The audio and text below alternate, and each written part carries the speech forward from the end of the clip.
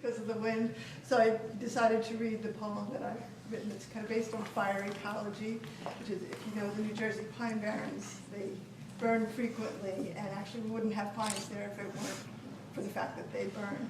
And some of the pine trees make a certain kind of cone called a serotinous cone, which means that they open up when the fire goes through. So I use that word in this poem.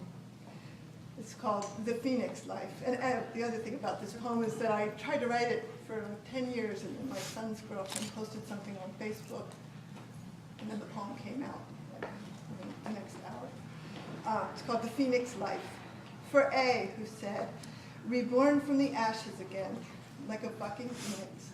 I too have lived the phoenix life, built the kindling nest of sticks and needles, dross and need, imagined loss, mastered the art of spontaneous combustion, my serotinous wings requiring a certain heat to spring them free.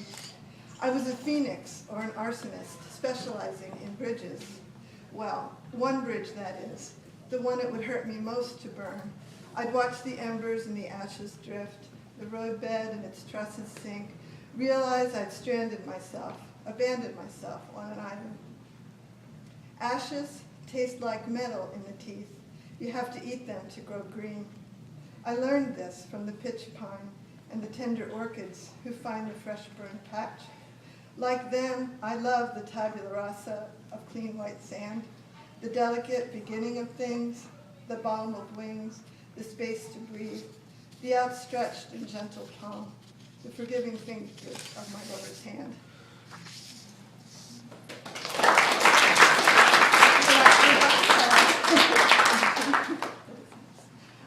I've only recently started trying to write about my mom, who died 5 years ago, and it's really difficult. I mean, your mother just kind of becomes absorbed into yourself, and it's just really hard to get this, even the narrative out for me, but it's starting to happen.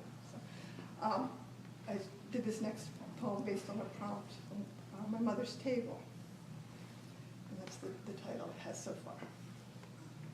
Gray formica, chrome legs on the cream and black checkerboard floor. They pasted brown linoleum halfway up the wall. Her back to the sun at stove or sink. She's almost a silhouette against light wood cabinets, the climbable counter. A western sun lights early dinners. After seal tests moved to Wildwood, my milkman father turned bartender. Worked nights at the Boardwalk Bowl. Edward Hopper could have captured the scene, the late stark light, unmasking hunger. She tried all the good housekeeping recipes, goulash flavored with Heinz ketchup, pork chops braised in Campbell's mushroom soup, a couple of her mother's best dishes, Guani mush concocted during the war, more mushroom soup mixed with tuna over toast. My favorite, spaghetti, the sauce jarred but doctored with sugar and some secret spice. But the shoe did not fit. She hobbled a bit or a lot. Up late nights, she wrote while Dad dished up drinks and conversation, which he never brought home. She hid her typewriter from him. Had to, she said. Mornings, she'd get up late to the daily round. Breakfast easy, Lucky Charms and life for us kids. Dad cooked his own eggs. For her, just coffee. Afterward, percolator grinds, dust, dirty dishes. Lunch easy, peanut butter, cream cheese and jelly, or on Wonder Bread. Chased the hell-bent toddler. Soothed the sensitive daughter. I don't remember the time before it all went south. 1960s, like every woman, she wants too much. She gets a job to pay for our music lessons. He balks, middle of the night, poor, he bellows. Shifting furniture, something falling. He cracks up the Black Falcon one night on the White Horse Pike, asleep, maybe drunk. Clattering and cursing in the kitchen, she spiked standard stews and shake and bake with expletives. Goddamn son of a bitch. In the kitchen, battlefield, they take no prisoners. But these mealtime skirmishes are just a death rattle. That ship's already sailed. Going, almost gone. One afternoon, I found my father adrift in the kitchen. Last-ditch effort trying to cook. He's distraught. Can't find what he needs. I can help. I know where everything is. Girl Sherlock. I've inspected this whole house, every drawer and cabinet, examined the evidence, trying to make sense of it all. Short stuff, tomboy, I hop up on the counter to find him his sugar and salt. I'm above him and looking down, as if from a great height, surrounded by thin air and clouds. As my father shrinks, I grow large. My heart fills with a night sky blinking with stars. In my pink pedal pushers and sneakers, I feel like Our Lady of Sorrows.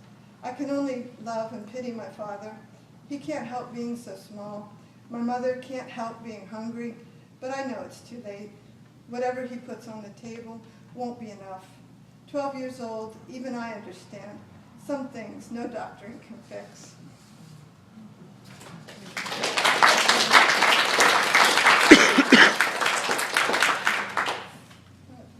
While that drama was going on, I wasn't always in the house. I spent a lot of time outside, building forts and in the woods. And this next poem is a springtime poem, which is time of confirmation in Catholic families. So I've gone through my catechism lessons and was pondering them. And this talks about one of those moments. It's called The Old Time Religion. Lilies of the valley bloom always in early May. Their fragrance mingles with strains of Ave Maria in the warm church, amid the rustle of white lace on restless rows of girls. We resurrect the ancient Queen of the May in a blue-robed statue of the Virgin Mary. We crown her with roses. At her feet, candles in pink glass blush like Renaissance angels. My cool white rosary beads glow, even in the dark. I pray, pious child, for the poor souls untold languish in purgatory. 5 dolls share my pillow. I whisper, Hail Mary, full of grace. I've been talking about our God, perched in a clump of white oaks, overarched with sweet bay. I explain to Sharon and Terry Ann, I can't believe in God on a throne, with Jesus as his right-hand man. God lives in everything, it seems, in tiny spring green leaves, in wood, drifting in the lilac-scented breeze, rocking us in branches just like arms.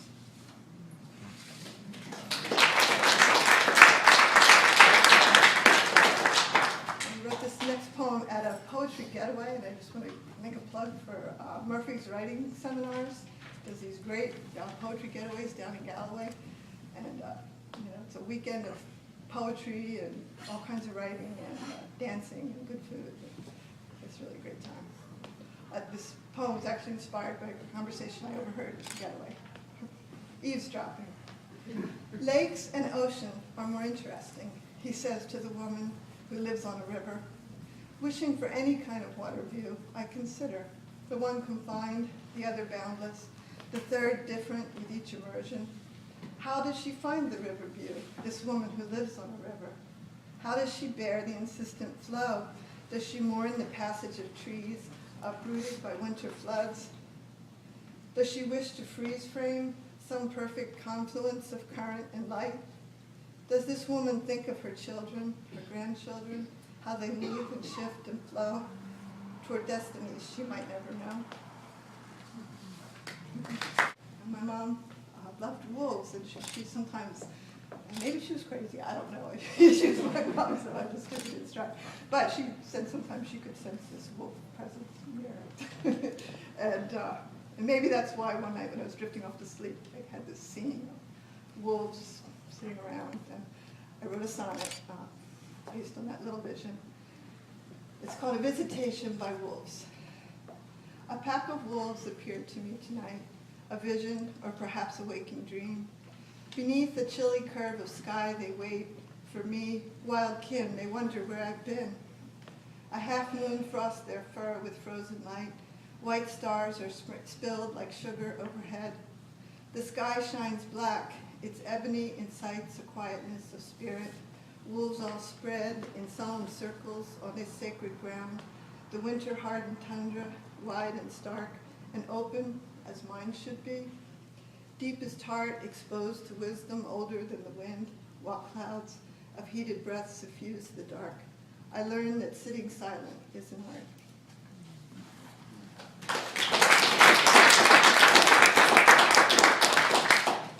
And in honor of March, the windy month, I'm going to read edited a few windy and air poems. Actually, I have a granddaughter who also loves the wind, and she's only 2, but she, gets into that hilarious state when the wind is really blowing.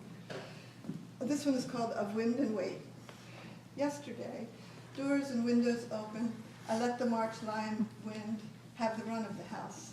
The curtains flap their white cotton wings while I beat the dust from my bedroom's red rug. Sheets and blankets, agitated and spun, were hung on the clothesline to dry. They tangoed with the wind all day. Last night, I dreamed a child's dream. 2 friends in a green field share a cup of milk. This morning, I burrowed deep into the wing-steep bedding, battened down by the covers, their fragrant weight pressing like the enveloping body of my longtime love when his insistent cocooning desire both becomes and transcends gravity.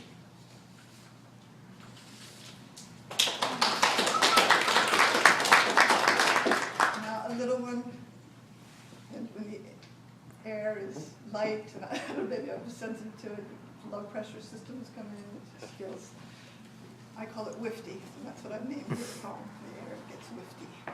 It's a kind of air, the work, not the weft, of wind, the weight, how it leaves in the eye of a storm, the sensation of lightness, an upward shift, the dug-in heels begin to lift.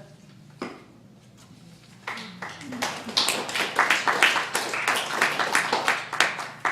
last one, kind of an environmental poem. It's called Woodwinds.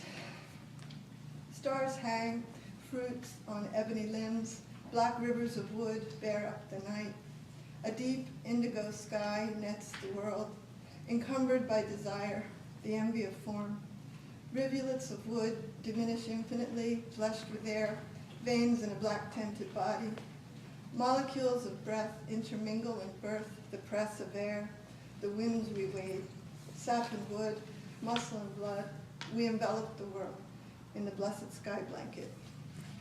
Thank you.